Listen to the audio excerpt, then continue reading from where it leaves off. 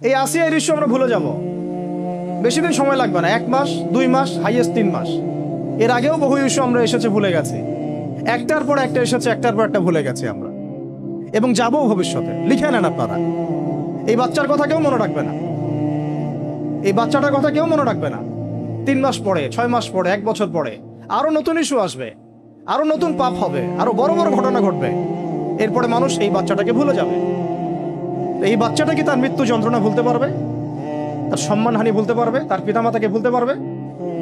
এখন প্রশ্ন হচ্ছে, তার পিতাকেও যদি আমরা জিজ্ঞাসা করি, ইসলামে রেপের শাস্তি হচ্ছে মৃত্যুদণ্ড, আর ব্যভিচারের শাস্তি হচ্ছে অর্ধেক কোমর পর্যন্ত পুঁতে পাথর নিক্ষেপ করে করা, এবং বিবাহিত ব্যক্তি হলে এই শাস্তি, অবিবাহিত হলে 100 বেত্রাঘাত, 1 বছরের নির্বাসন এবং সমাজ থেকে বয়কট করা, আর ধর্ষণ হলে সরাসরি মৃত্যুদণ্ড। 3 মাস সময় লাগার কথা না, 3 দিনের মধ্যেই করা সম্ভব। এটা শরিয়া আইন, এটা আল্লাহ রাব্বুল আলামিনের শরিয়া বিধান। এখন তারাও কি এটাতে রাজি হবেন? যারা শোক প্রকাশ করছেন তারা কি এই বিধানটা কার্যকর করতে রাজি হবেন? যে ধর্ষককে সবার সামনে প্রকাশ্যে দেয়া হোক, শরিয়া আইন কার্যকর করা হোক? রাজি হবেন না, কারণ আপনারা বলবেন এটা করতে গেলে বাংলাদেশ নাকি মৌলবাদী রাষ্ট্র হয়ে যাবে। তো সমস্যার গোড়ায় আপনারা যেতে চান না, ডালপালা নিয়ে নাড়াচাড়া করেন। জেনা ফ্রি মিক্সিংটাকে উন্মুক্ত করে দেয়া হলো, ছেলে মেয়ের অবাধ বিচরণটাকে উন্মুক্ত করে দেয়া হচ্ছে। একটা চরম ক্ষুধার্ত মানুষদের সামনে যদি আপনি খাবারকে উন্মুক্ত করে রাখেন, এরপরে যদি কেউ জোর করে খাবার খেয়েও ফেলে, শুধু কি আপনি খাদকের দোষ দিবেন? পুরো সিস্টেমটাই দায়ী, পুরো সিস্টেমটাই দায়ী। এখানে আপনি নারী পুরুষকে অবাধ মেলামেশা দিয়েছেন, ফ্রি মিক্সিংয়ে দিয়েছেন, একদম ছোটবেলা থেকেই, স্কুল লাইফ থেকে, কলেজ লাইফ থেকে, ইউনিভার্সিটি লাইফ থেকে, জব সেকশনে, এমনকি রাজনীতি করতে গেলেও কর্পোরেট সেকশনে, ব্যবসায়িক সেকশনে, অফিস আদালতে, সব জায়গায় ফ্রি মিক্সিংকে অবাধভাবে আপনি উন্মুক্ত করে দিয়েছেন, আমরা উন্মুক্ত করে দিয়েছি। এর উপরে ছড়িয়ে দিয়েছি সবার ফোনে ফোনে। দেখতে থাকলে একটা মানুষ বাচ্চাকে না, কয়েকদিন পরে পশুর সাথেও জেনা করতে পারে। যদি সামনে দেখেন যে মানুষ জেনা করেছে, আপনারা অবাক হতে পারেন, আমি অবাক হব না, কারণ পর্নোগ্রাফি মানুষকে পশুর সাথেও জেনা করতে শেখাবে। বাচ্চা তো কিছুই না, এর উপর আছে বিবাহ বহির্ভূত সম্পর্ক, ব্যভিচার, জিনা, ফ্রি মিক্সিং, ভ্যালেন্টাইন্স ডে মতো দিবসগুলো পালন করে ছেলে মেয়ের অবাধ মেলামেশা। আর এই জেনাগুলোকে আমরা বলছি কাছে আসার গল্প, যেখানে ওর উপরে 100 বেত্রাঘাতের শাস্তি অলরেডি মজুদ হয়ে গেছে। আর কতগুলো যে জেনা হয়েছে এটা তো আল্লাহ পাক ভালো জানে, একটা দুইটা তো করে নাই, একটার পর একটা চেঞ্জ করেছে। বিবাহিত ব্যক্তি পর্যন্ত অন্যের স্ত্রীর সাথে জেনা করেছে।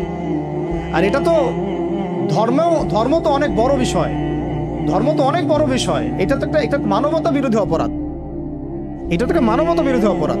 এখন সমস্যা কি এক কেন্দ্রিক? এটা বহুমুখী সমস্যা। ফ্রি মিক্সিং রেখেছেন, চালু করে দিয়েছেন, এবং সবচেয়ে বড় কথা, এর শরঈ বিচারটুকু নিশ্চিত হচ্ছে না। তাহলে সমাজের মধ্যে এগুলো কমবে না বাড়বে? সিম্পল, সমাজের মধ্যে এগুলো বাড়বে। 6টা কাজ করেন, ইনশাআল্লাহ তাআলা কমে যাবে। প্রথমত, শরঈ পর্দা নিশ্চিত করেন। দ্বিতীয়ত, ফ্রি মিক্সিং বন্ধ করে দেন। তৃতীয়ত, আপনারা জেনার শাস্তি চালু করেন। চতুর্থত, তা বন্ধ করেন। পঞ্চমত, ব্যভিচারের যে রজম শাস্তি চালু করেন, শরঈ বিধান চালু করেন, সাইটগুলোকে বন্ধ করে দেন, এবং সমাজে তাকওয়া, নৈতিকতা শিক্ষাটাকে বাড়িয়ে দেন। দেখেন সমাজে জেনা কমে না বাড়ে। কিন্তু কেউ এই সমস্যার গোড়ায় যাবে না। একটা ইস্যু আসবে, একটা ইস্যু যাবে। আজকে আপনার বোন তো কালকে আমার বোন, কালকে অমুকের বোন, কালকে তার মেয়ে, নিজের ঘর পর্যন্ত চলে আসছে। আর কয়টা রিপোর্টই বা আমাদের সমাজের সামনে আসে? যে কয়েকটা রিপোর্ট সামনে এসেছে, এগুলো 50%ও না। বহু মেয়ে এগুলো বলতেও পারে না লজ্জায়। আর আমি তো ওইসব মেয়েদের ব্যাপারে কথা বলা ছেড়ে দিয়েছি, যারা স্বেচ্ছায় নিজের ইজ্জতকে বিলি দেয়। তাদেরকে আমি আমার বোন পরিচয় দিতে লজ্জাবোধ করি। সমাজ থেকে গায়রত, ব্যক্তিত্ব, পর্দা, শালীনতা, হিজাব এগুলো উঠিয়ে দেওয়া হয়েছে। আপনারা কি দ্বীনি অঙ্গনের তসলিমা নাসরিন হতে চান নাকি? তারা কি দ্বীনি অঙ্গনে তসলিমা নাসরিন হতে চান? কেন আপনি একটা ছেলের সাথে হারাম সম্পর্কে জড়াবেন? কেন প্রেম করতে যাবেন? কেন আপনি তার সাথে বাইকে করে ঘুরতে যাবেন? কেন আপনি আপনার বন্ধুদের সাথে ফ্রি মিক্সিংয়ে ঘুরতে চলে গেলেন? 3 দিনের রাস্তা, 7 দিনের রাস্তা, 10 দিনের রাস্তা, অথচ আপনার উপর হজও ফরজ না মাহরাম ছাড়া। না আপনি পর্দা মানছেন, না মাহারাম মানছেন। আর সমাজে না আছে ইসলামী শরিয়া আইন অনুযায়ী বিচার, আর না আছে পর্ন বন্ধের উদ্যোগ, আর না আছে ফ্রি মিক্সিং বন্ধের উদ্যোগ। তো আপনার ইজ্জত চলে গেলে কে ফিরাই দেবে আপনাকে? আমি তো আপনার ভালোর জন্যই কথা বলছি। সমস্যা হচ্ছে আমরা সমস্যার গোড়ায় যেতে চাচ্ছি না। আজকে এই কথাটা আমি এখানে বলতে চাই নাই, শুধু কথা প্রসঙ্গে চলে আসছে যে এই যে মেয়েটা কাতরাতে কাতরাতে মারা গেল আজকে, আপনারা দেখে নিয়েন 3 মাসের মধ্যে এই মেয়েটাকে সবাই ভুলে যান। সমস্যার গোড়ায় আসেন। সমস্যার গোড়া হচ্ছে আল্লাহর জমিনে আল্লাহর দ্বীন ইসলাম বাস্তবায়ন না হওয়া পর্যন্ত এই মানবতার মুক্তির কোনো রাস্তা নাই। আল্লাহর কসম করে বলতেছি, আল্লাহর জমিনে ইসলাম, কোরআন, সুন্নাহ, রাসূলের আদর্শ বাস্তবায়ন হওয়ার আগ পর্যন্ত এই জাতির স্বাধীনতা বলে কোনো শব্দ নাই। এই মানবতার মুক্তির কোনো পথ নাই। কেউ আমরা স্বাধীন না, কেউ আমরা আমাদের ইনসাফ ন্যায্য অধিকারটুকু পাবো না। কালকে আপনার ঘরে এই সমস্যাগুলো আসলে আপনি এটাকে প্রতিহত করতে পারবেন না। বিচার চেয়ে বেড়াবেন এক মন্ত্রণালয় থেকে আরেক মন্ত্রণালয়ে, ফাইল ঘুরতে থাকবে, আপনার কেস বন্ধ হয়ে যাবে, আপনার বোনের ইজ্জত ফিরে আসবে না। আর রাসূল সাল্লাল্লাহু আলাইহি ওয়াসাল্লামের জামানায় আপনি আমাকে রেপের ঘটনা দেখান কয়টা ঘটেছে? সাহাবীদের জামানায় রেপের ঘটনা দেখান কয়টা ঘটেছে? জেনার ঘটনা দেখান না কয়টা ঘটেছে? ব্যভিচার কয়টা ঘটেছে? চুরি বা কয়টা হয়েছে?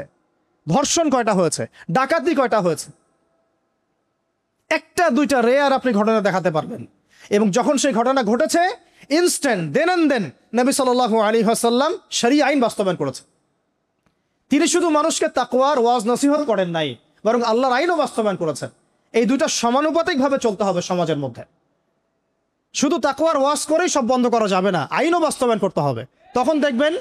তখন দেখবেন সমাজ সমান্তরালভাবে চলবে, একটা আলোকিত সমাজ বিনির্মাণের দিকে আমরা হাঁটতে পারবো ইনশাআল্লাহ।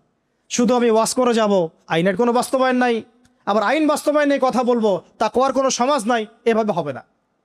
দুটো একসাথে চলতে হবে। আমরা দুটো থেকেই সমাজকে বিচ্ছিন্ন করে ফেলছি। স্কুল লাইফ থেকে তাকওয়ার শিক্ষাটাকে আস্তে আস্তে শেষ করে ফেলছি। আমি তো দেখালাম তাকওয়া তো শিখবেন আপনি কোরআন থেকে, হাদিস থেকে, সিরাত থেকে, সেটাই তো আমরা পড়ি নাই।